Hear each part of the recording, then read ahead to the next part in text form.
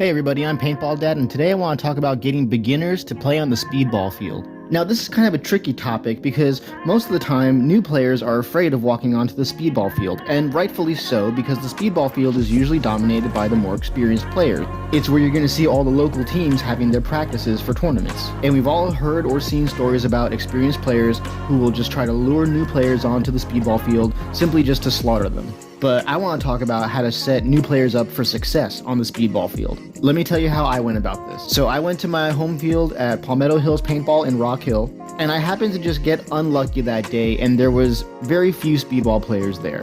Not a single person was actually on the speedball field, and the only speedball players that were there were playing recreational woods ball. I was a little disappointed, but I wasn't going to go back home because I already drove the hour and 15 minutes to get there. So I decided to start out by playing some woods ball. And I talked to some of the other guys that looked like speedballers. There was one dude in particular who had a Penn State jersey on, and I talked to him a little bit and told him that I used to play college ball myself. And so I asked him if he would like to play some speedball rounds later after we do a couple of woods ball games. And naturally, he said yes. And then eventually we did some one-on-ones together on the speedball field. Then that drew in a couple of other speedball players to join us, and so we started doing some two-on-twos. But I still wanted to get more people involved. So I walked down to the general recreation area, and I offered an open invite. I said, hey, anybody who wants to come play on the speedball field, you're welcome to join us. And now, as expected, a lot of their initial reactions were like, heck no, you're crazy, we're not gonna go and play with you guys. But I explained to them, hey guys, just because we're more experienced and we have our own equipment, we're not trying to bring you over there just so we can dunk on you.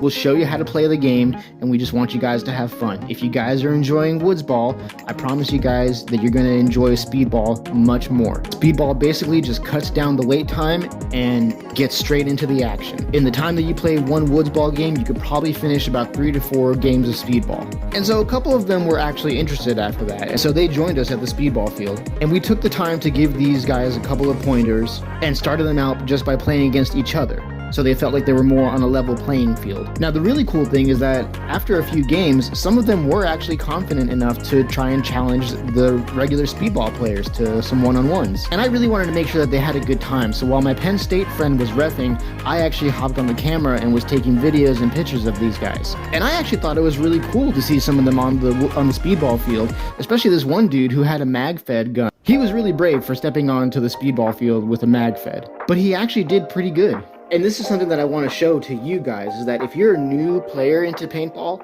you don't have to jump on the speedball field with regular speedball players. You could go with your group of friends or with a rental crew to start out playing against players that are more on your level. And at the beginner's level, I'll tell you a little secret. You don't really need to have a whole lot of skill to be good at the beginner's level of paintball. At the beginner's level, 99% of paintball is just being aggressive. I was just playing against a dude who had never played speedball before, and I think he had only played paintball like once or twice previously, and he actually shot me out in back-to-back games. And it was all because he was aggressive. I thought I could take my eyes off of him for a second, and every time that I did, he would move up a bunker, until eventually he was right up on top of me.